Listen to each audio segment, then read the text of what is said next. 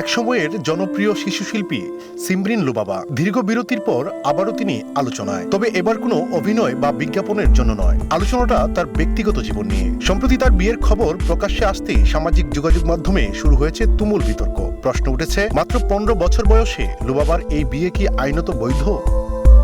বাংলাদেশের বাল্যবিবাহ নিরোধ আইন 2017 অনুযায়ী বিয়ের জন্য মেয়ের ন্যূনতম বয়স হতে হবে 18 এবং ছেলের 21 বছর। নথিপত্র ঘেঁটে দেখা যায় 2021 সালে লুবাবা ছিলেন 4th শ্রেণীর ছাত্রী। সেই হিসেবে বর্তমানে তার বয়স 18 এর নিচে।